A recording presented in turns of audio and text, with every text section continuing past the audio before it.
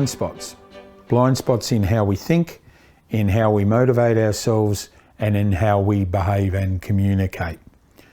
We're going to look at some of these today, not all of them, but the main ones in particular.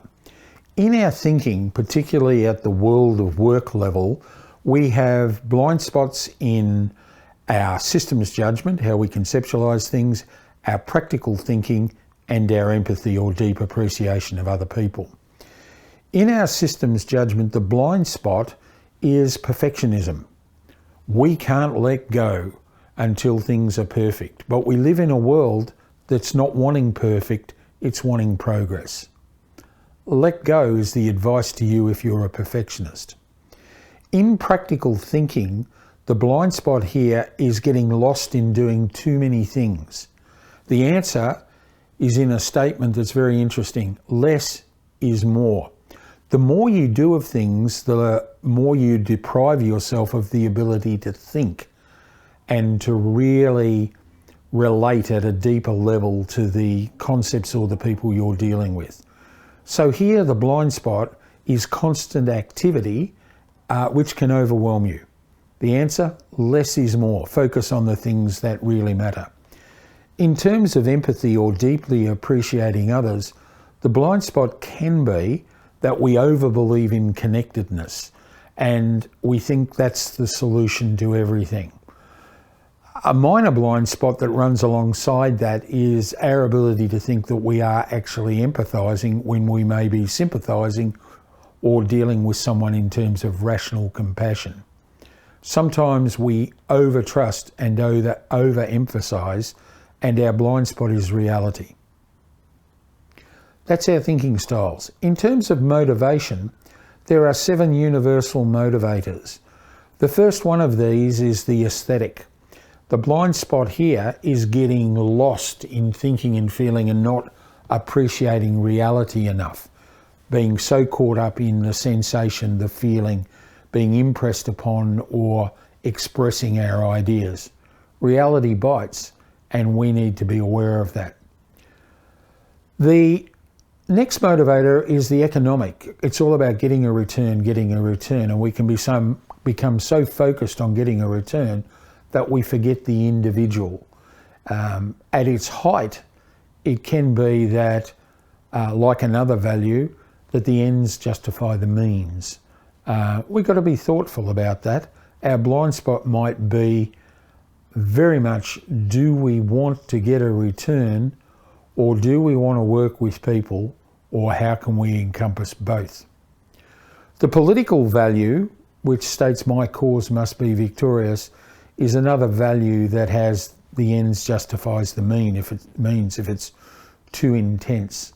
It's if you're winning, the blind spot might be not win-win, it could be win-lose, to see that someone has to lose in order for you to win. Win-win is a great outcome and can be a wonderful collaborative solution. The individualistic is all about the self. The blind spot is others. The individualistic requires that we have freedom and that we are recognised for being special.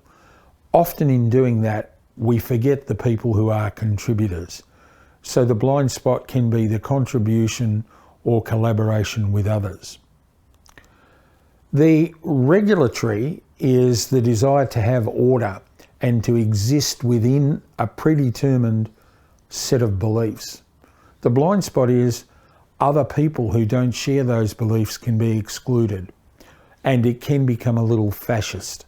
It's our way, you're either in the club or you're not. The aesthetic value is all about helping other people, removing conflict and injustice, and bringing out the potential in others. The blind spot here is the price to yourself. It can be an incredibly self-sacrificing motivator or value, and there might be nothing left over for you in terms of energy, resources, and various other things. And the final one for our motivators is the theoretical, and that's a really interesting one. It revolves around getting as much knowledge as you can, solving a problem. It's a little bit like perfectionism. Sometimes it's hard to let go of until you've got the solution. But the reality of this also is practicality. We can get so consumed in the idea or the puzzle, we forget the practicality of the world around us. In terms of blind spots for behaviour and communication, the first one of these is high decisiveness. And the blind spot here is slowing down and considering the situation and other people. It's urgent, it's now, and often action occurs before thinking. The converse of that is low decisiveness, is very deliberateness, can be the blind spot of urgency, of needing to pick it up. High interaction often is a way of alleviating stress, and it can be that the blind spot here is either individual consideration or being willing enough to go to skepticism and maybe a little bit more logical thinking. This is very interactive, emotional thinking. Introspection is a good thing. The price you pay for that, the blind spot, is not enough enthusiasm or trust. In terms of stabilising the situation, the blind spot here is sharing knowledge. It's forgetting to let other people know where you stand. High stabilisers want to be on solid ground. They can be quite stubborn and they can be a little bit passive aggressive. An example of that is where people say, "Why didn't you tell me?" The high stabiliser will say, "Why didn't you ask me?" You can see there may not be transparency or integrated communication there. Spontaneous low stabilising, high spontaneity, the blind spot here is discretion. People tend to wear their heart on their sleeve. High cautiousness, the blind spot here is moving to action without having all the information. It's also dealing with high levels of fear. So enhanced procrastination can result here. The blind spot is, again, a little bit of what does the situation really require and when is it necessary. Low cautiousness is quite challenging. Why are we doing it this way? Can't we find a better way?